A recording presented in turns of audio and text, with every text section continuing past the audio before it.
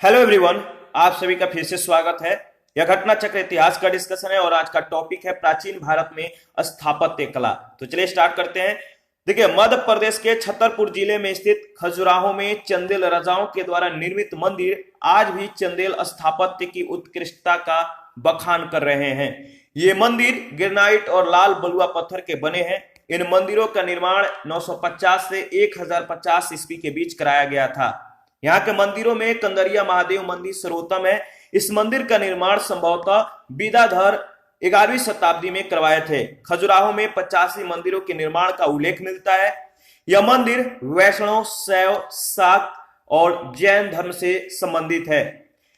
यहाँ का मंतगेश्वर मंदिर भगवान शिव को समर्पित है। यह मंदिर संभवतः राजा धंग के काल में निर्मित हुआ। इन मंदिरों की निर्माण शैली नागर है। किसी किसी मंदिर में पंचायतन शैली भी अपनाई गई है। जैन मंदिरों में पार्श्वनाथ मंदिर प्रसिद्ध है और यहाँ के अन्य मंदिर है 64 योगिनी, ब्रह्मा, दुलादेव मंदिर, लक्ष्मण, विश्वनाथ मंदिर और जीननाथ का मंदिर आदि। यूनेस्को की विश्व धरोहर स्थल सूची में शामिल मध्य प्रदेश के ऐतिहासिक स्थलों में खजुराहो का मंदिर, भीमबेटका की गुफाएं और सांची का स्तूप शामिल है। दशावतार मंदिर देवगढ़ उत्तर प्रदेश के ललितपुर में स्थित है तथा यह मंदिर जो है गुप्त कालीन है। प्राचीन भारत में गुप्त काल से संबंधित गुफा है चित्रांकन के केवल 2 उदाहरण उपलब्ध है। इनमें से एक अजंता के गुफाओं में किया गया चित्रांकन है। दूसरा जो उदाहरण है बाघ की गुफाएं हैं जिनकी तिथि गुप्त कालीन है। इन गुफाओं के चित्र लोक जीवन से संबंधित है तथा अजंता गुफाओं के चित्र बौद्ध धर्म से संबंधित है। इस बात को ध्यान रखिएगा। माउंट आबू के दिलवाड़ा जैन मंदिर संगमरमर के बने हैं जिनका निर्माण गुजरात के चालुक्य यानी सोलंकी शासक भीमदेव प्रथम के सामंत बीमल शाह ने करवाया था।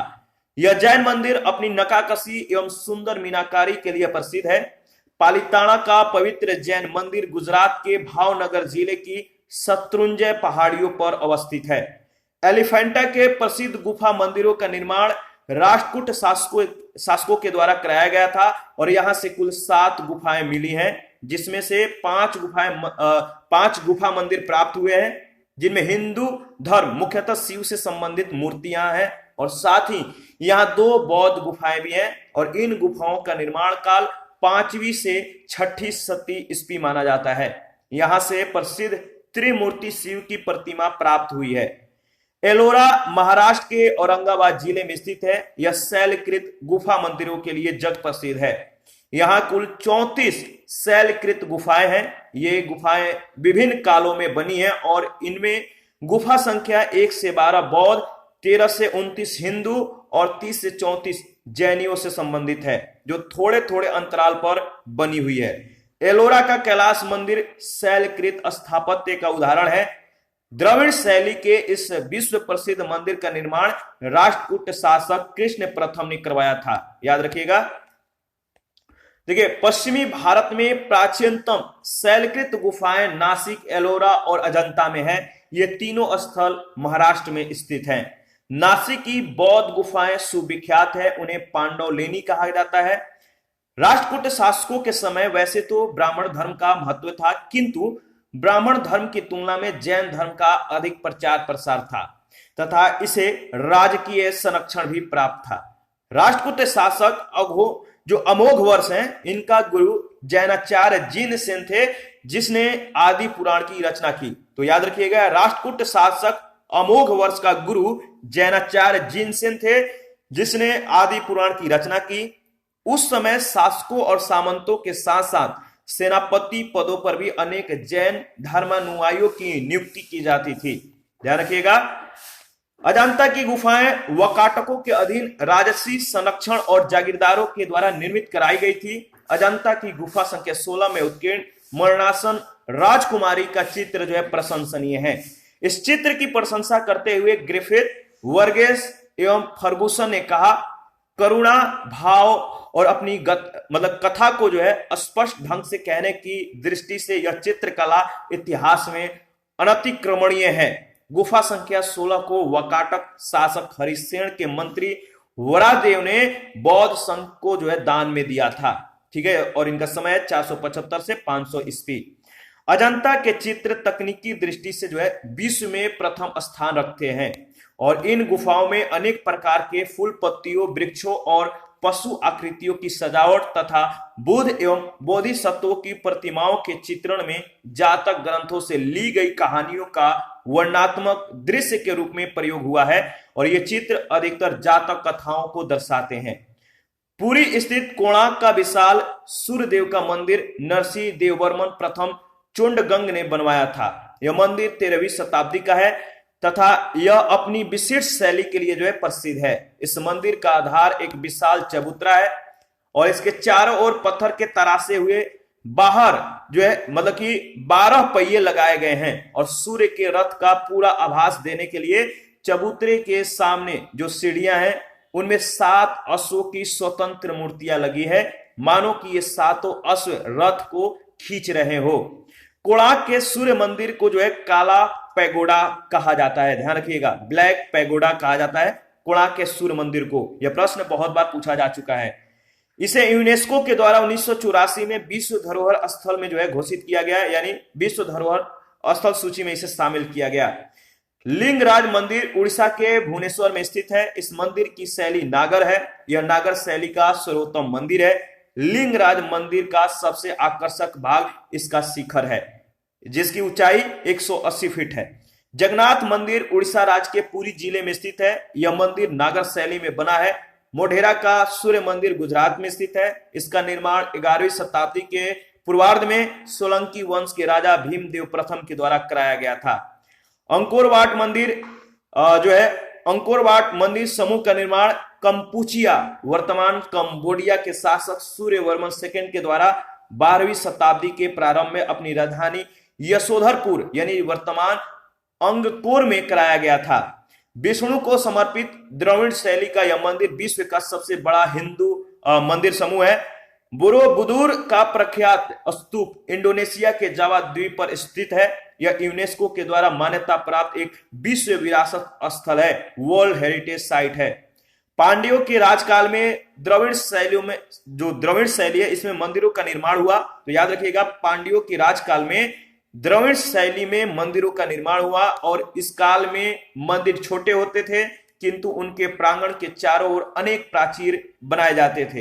ये प्राचीर तो सामान्य होते थे किंतु इनके द्वार जो है प्रवेश द्वार जिन्हें गोपुरम कहा जाता था, भव्य और विशाल और प्रचुर मात्रा में शिल्पकारिता से अलंकृत होते थे।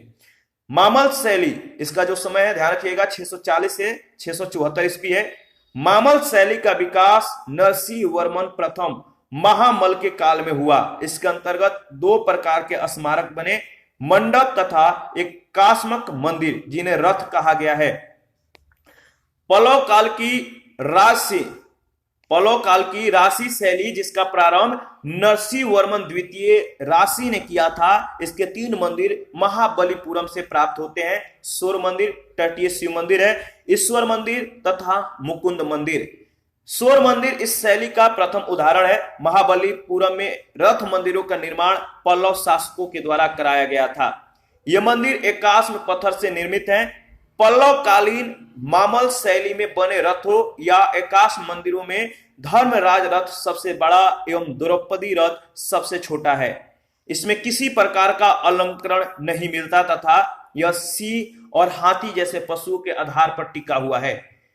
याद रखिएगा, श्रीनिवासन नल्लूर को कोरंगनाथ मंदिर चोल शासक परांतक प्रथम के काल में निर्मित हुआ था। श्रीनिवासन नल्लूर का कोरंगनाथ मंदिर है, चोल शासक परांतक प्रथम के काल में निर्मित हुआ। तंजौर में राजराजेश्वर अथवा बृहदेश्वर मंदिर का निर्माण राजराज प्रथम के काल में निर्मित हुआ था। इसके निर्माण में ग्रेनाइट पत्थरों का प्रयोग किया गया है। राजराज के पुत्र राजेंद्र चोल के शासन काल में गंगैकोंड चोलपुरा में मंदिर का निर्माण हुआ। सोनगिरी दतिया मध्य प्रदेश से जो है 15 किलोमीटर दूरी पर स्थित है। यह दिगंबर जैनियों का पवित्र स्थान है। सोनगिरी के चारों ओर सफेद जैन मंदिर मतलब कि स्थापित हैं और वर्तमान में यहाँ 77 जैन मंदिर पहाड़ी पर और 26 गांव में स्थित हैं और इस प्रकार इनकी जो कुल संख्या 103 है। पहाड़ी पर स्थित 57वां जो मंदिर है, 57वां जो मंदिर है, मुख्य मंदिर है जो भगवान चंद्र प्रभु से संबंधित है। विरूपाक्ष मंदिर कर्नाटक राज्य के हम्पी जिले में स्थित है। यह मंदिर भगवान शिव को समर्पित है, जो यहाँ के विरूपाक्ष के नाम से जाने जाते हैं। नागर, द्रविड़ और बेसर भारतीय मंदिर वास्तु की 3 मुख्य शैलियां हैं। नागर, द्रविड़ और बेसर ये भारतीय मंदिर वास्तु की 3 मुख्य शैलियां हैं। नागर शैली समस्त उत्तरी भारत में प्रचलित है। उड़ीसा के मंदिर शुद्ध रूप से इसी शैली के हैं। द्रविड़ शैली का प्रसार जो है दक्षिण भारत, विशेषकर कृष्णा नदी एवं कुमारी अंतरीप के मध्य यानी तमिलनाडु में था। बेसर शैली का विकास नागर और द्रविड़ शैलियों के मिश्रण से हुआ है। कन्नड़ प्रदेश के अंतिम चालुक्य शासकों के द्वारा प्रयुक्त होने के कारण इस शैली को चालुक्य शैली भी कहते हैं। पंचायतन शब्द मंदिर रचना शैली को निर्दिष्ट करता है। याद रखिएगा, जो पंचायतन शब्द है, जो पहले शुरू में ही हम लोगों ने इसके बारे में डिस्कस किया था, तो पंचायतन शब्द जो है मंदिर रचना शैली को निर्दिष्ट करता है। बद्रीनाथ कपूर के द्वारा रचित वृहत प्रमाणिक हिंदी कोश मूलतः संपादक आचार्य रामचंद्र वर्मा है। इनके अनुसार पंचायतन एक पुल्लिंग शब्द है जो किसी देवता और उसके साथ के चारों देवताओं की या 4 देवताओं की मूर्तियों के समूह के लिए प्रयुक्त होता है, जैसे शिव पंचायतन, राम पंचायतन। बद्रीनाथ मंदिर में 5 मूर्तियां हैं जो बद्री पंचायतन के नाम से प्रसिद्ध है। राजस्थान के उदयपुर में स्थित जगदीश मंदिर शिल्प कला के दृष्टि से अनोखा है। यह मंदिर पंचायतन शैली का है। 4 लघु मंदिरों से परिवृत्त होने के कारण इसे पंचायतन कहा गया है। प्रसिद्ध नैमिषारण्य, याद रखिएगा, प्रसिद्ध नैमिषारण्य तीर्थ उत्तर प्रदेश के सीतापुर जिले में स्थित है। यह महर्षि दधीची ने देवताओं को अपनी अस्थियां दान दी थी, जिसे निर्मित वज्र के द्वारा देवराज इंद्र ने दैत्यों का वध किया था। इस पर आधारित पहला प्रश्न है, खजुराहो मंदिर स्थापत्य के निर्माण में सहयोगी थे। खजुराहो मंदिर स्थापत्य के निर्माण में सहयोगी थे। सही जवाब है चंदेल। मध्य प्रदेश के छतरपुर जिले में स्थित खजुराहो में चंदेल राजाओं के द्वारा निर्मित मंदिर आज भी चंदेल स्थापत्य की उत्कृष्टता का बखान कर रहे हैं। इन मंदिरों का निर्माण 950 से 1050 ईस्वी के बीच कराया गया था। यहाँ के मंदिरों में कंदरिया महादेव मंदिर सर्वोत्तम है। सेकंड नंबर है, खजुराहो का कंदरिया महादेव मंदिर किसने बनवाया? तो सही जवाब है चंदेल शासकों ने। और थर्ड नंबर है, किस राजवंश ने भारत को प्रसिद्ध खजुराहो के मंदिर दिए? सही जवाब है चंदेल। क्वेश्चन नंबर 4 है, चंदेल राजाओं ने निर्माण किया खजुराहो के मंदिर, यानी डी ऑप्शन। खजुराहो के मंदिर किससे संबंधित हैं? खजुराहो के मंदिर किससे संबंधित है? तो हिंदू और जैन धर्म दोनों से। याद रखिएगा, देखिए खजुराहो में 85 मंदिरों के निर्माण का उल्लेख मिलता है। ये मंदिर चंदेल शासकों के द्वारा बनाए गए। ये मंदिर वैष्णव, शैव, शाक्त और जैन धर्म से संबंधित है। 6 नंबर है, किस वंश के राजाओं ने खजुराहो स्थित मंदिरों का निर्माण करवाया था? किस वंश के राजाओं ने खजुराहो स्थित मंदिरों का निर्माण करवाया था? सही जवाब है चंदेल, सी ऑप्शन। 7 नंबर है, खजुराहो का मांतगेश्वर मंदिर समर्पित है किसको? खजुराहो का मांतगेश्वर मंदिर समर्पित है शिव को। खजुराहो का मांतगेश्वर मंदिर भगवान शिव को समर्पित है। यह मंदिर संभवतः जो है राजा धंग के काल में निर्मित हुआ और इन मंदिरों की निर्माण शैली नागर है। प्रश्न संख्या 8 है, निम्न में से कौन सा मंदिर खजुराहो में नहीं है? कौन सा मंदिर जो है खजुराहो में नहीं है? इसका सही जवाब होगा दशावतार मंदिर, सी ऑप्शन। देखिए दशावतार मंदिर जो है देवगढ़ ललितपुर में स्थित है तथा यह मंदिर गुप्तकालीन है। से सभी मंदिर खजुराहो में स्थित हैं और चंदेल राजाओं के द्वारा बनाए गए हैं। और प्रश्न संख्या 9, इसमें सूची 1 सूची 2 के साथ जो है आपको मिलान करना है, बताना है इसका सही जवाब क्या होगा। देखिए स्तूप का संबंध किससे है? तो स्तूप सांची का स्तूप। चित्रकारी का संबंध किससे है? तो बाघ की गुफाओं से। कनिष्क की सिर विहीन मूर्ति जो है इसका संबंध किससे है? तो मथुरा। और दशावतार मंदिर देवगढ़।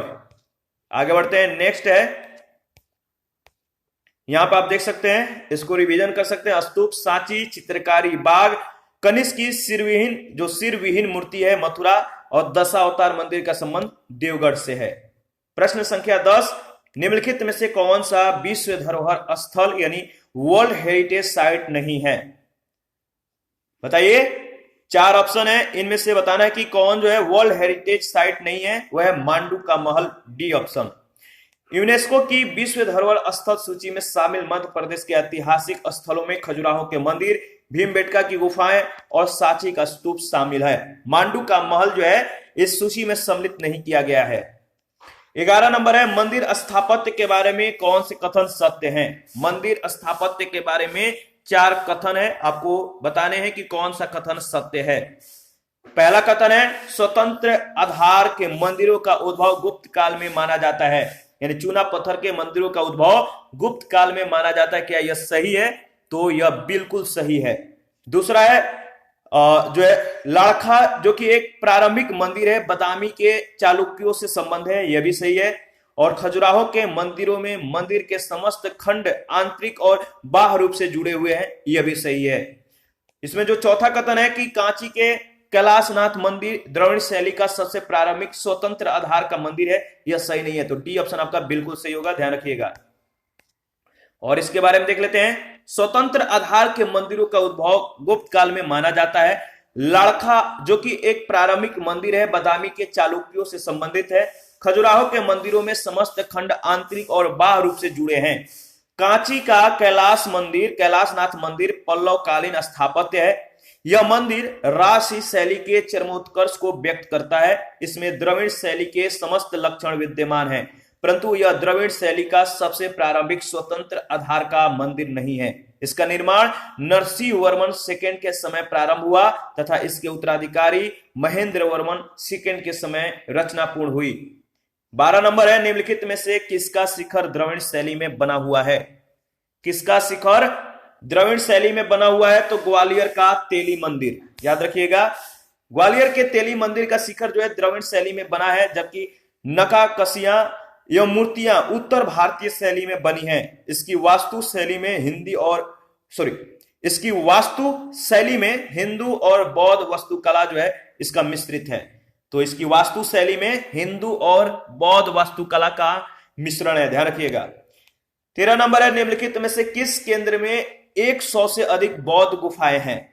किस केंद्र में 100 से अधिक बौद्ध गुफाएं हैं? तो सही जवाब है कन्हेरी। महाराष्ट्र में मुंबई शहर के पश्चिमी क्षेत्र में बसे बोरीवाली के उत्तर में संजय गांधी राष्ट्रीय उद्यान के जंगलों के भीतर कन्हेरी की गुफाएं स्थित हैं। यहां कुल 109 गुफाएं उपलब्ध हैं, जिनका निर्माण पहली शताब्दी ईसा पूर्व में किया गया था। इन गुफाओं में अधिकांशतः बौद्ध मठ हैं, जो बौद्ध भिक्षुओं के निवास, अध्ययन के लिए जो है बने हैं, मतलब अध्ययन और ध्यान के लिए। 14 नंबर है, आबू का जैन मंदिर किससे बना है? जो माउंट आबू है, इसका जैन मंदिर किससे बना हुआ है? तो संगमरमर से। आबू के दिलवाड़ा जैन मंदिर संगमरमर के बने हैं, जिनका निर्माण गुजरात के चालुक्य शासकीय या सोलंकीय शासक भीमदेव प्रथम के सामंत बीमल शाह ने करवाया था। आगे बढ़ते हैं। 15 नंबर, निम्नलिखित नगरों में से किस एक के निकट पालीताण मंदिर अवस्थित है? बताइए, निम्नलिखित नगरों में से किस एक के निकट पालीताण मंदिर अवस्थित है? सही जवाब है भावनगर। पालीताण का पवित्र जैन मंदिर गुजरात के भावनगर जिले की शत्रुंजय पहाड़ियों पर अवस्थित है। यह मंदिर जैन तीर्थकर आदिनाथ को समर्पित है।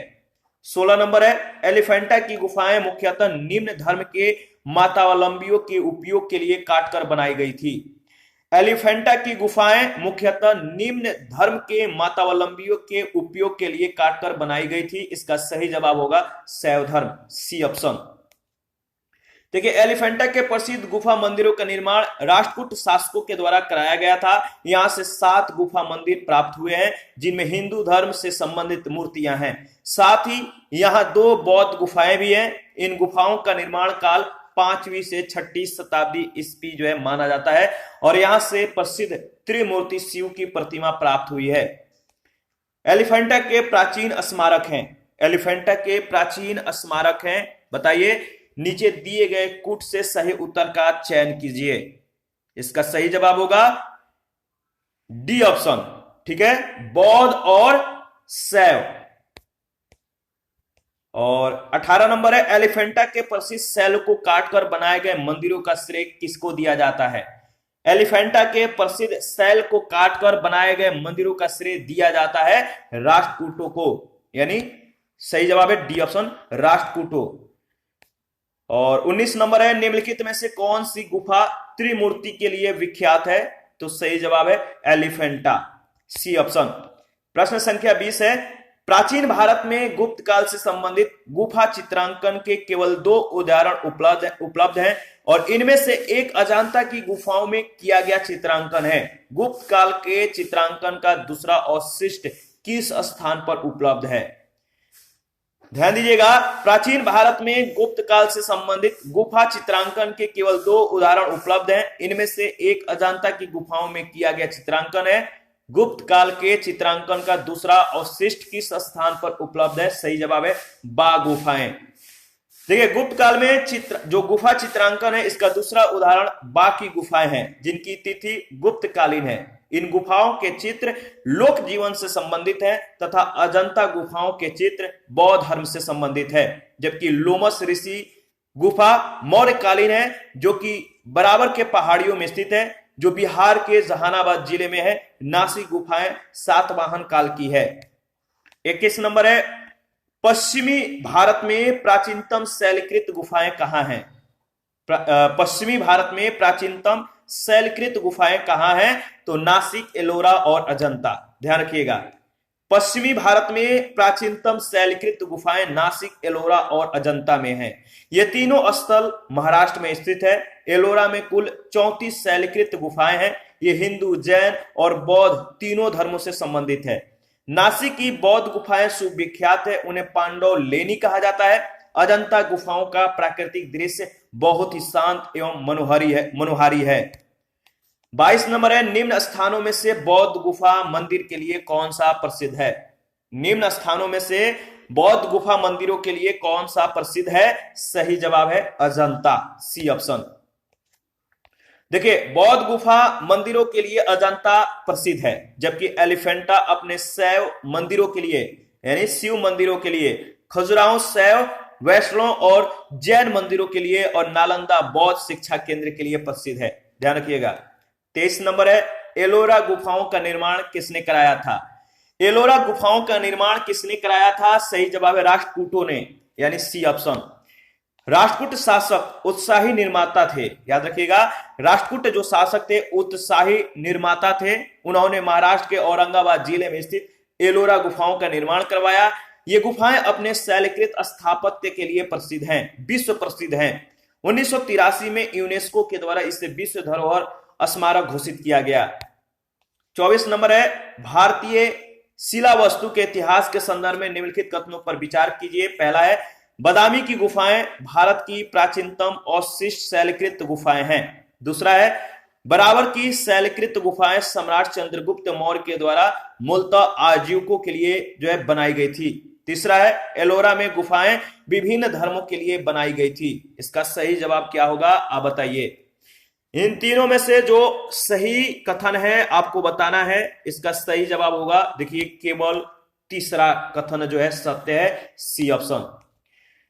बराबर की शैलकृत गुफाएं सम्राट अशोक ने अपने राजाभिषेक के 12वें वर्ष आजीविकों को प्रदान की थी। इन गुफाओं में कर्ण चौपड़, विश्व झोपड़ी और सुदामा गुफा प्रमुख है। एलोरा की गुफाएं महाराष्ट्र के औरंगाबाद जिले में स्थित है। इन गुफाओं में गुफा संख्या 1 से 12 बौद्ध, 13 से 29 हिंदू और 30 से 34 जैनों से संबंधित है। इस प्रकार ये गुफाएं विभिन्न धर्मों से संबंधित है। बादामी की शैलकृत गुफाएं भारत का प्राचीनतम गुफाएं नहीं है। भारत की प्राचीनतम गुफाएं भीमबेटका की जो है मानी जाती है, इसलिए जो है इसका कथन जो है पहला दूसरा गलत हो जाता है, तीसरा सही है। 25 नंबर है, एलोरा के गुहा मंदिर संबंधित है। एलोरा के गुहा मंदिर संबंधित है, किससे संबंधित है? तो देखिए, इसका सही जवाब होगा हिंदू धर्म से, बौद्ध धर्म से और जैन धर्म से। इन तीनों से एलोरा के जो गुहा मंदिर है संबंधित है। तो आगे बढ़ते हैं। 26 नंबर है, एलोरा में गुफाएं और शैलकृत मंदिर हैं।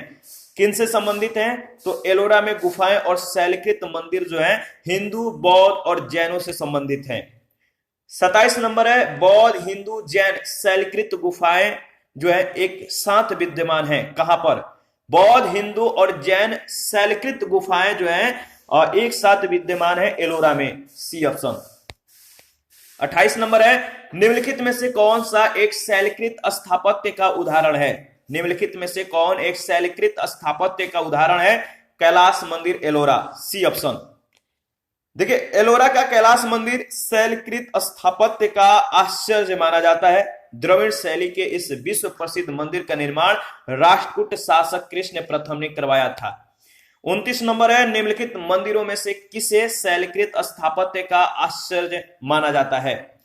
निम्नलिखित मंदिरों में जो है किसे शैलकृत स्थापत्य का आश्चर्य माना जाता है? सही जवाब है कैलाश मंदिर एलोरा का।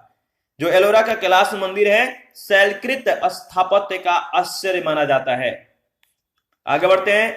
30 नंबर, किस वंश ने एलोरा के कैलाश मंदिर का निर्माण किया था? किस वंश ने एलोरा के कैलाश मंदिर का निर्माण किया था? सही जवाब है राष्ट्रकूट। A option. और इसी के साथ आज का सेशन समाप्त करते हैं। नेक्स्ट सेशन में बचे हुए प्रश्नों को कवर करेंगे। आप अपना प्रतिक्रिया जरूर दीजिए। आपके प्रतिक्रियाओं का हमें बेसब्री से इंतजार रहता है। जिन लोगों ने Telegram channel, Telegram quiz group, Facebook page, Instagram को ज्वाइन नहीं किया है, वीडियो के डिस्क्रिप्शन बॉक्स में उसका लिंक मौजूद है, आप ज्वाइन कर सकते हैं। Thank you. मिलते हैं नेक्स्ट सेशन में।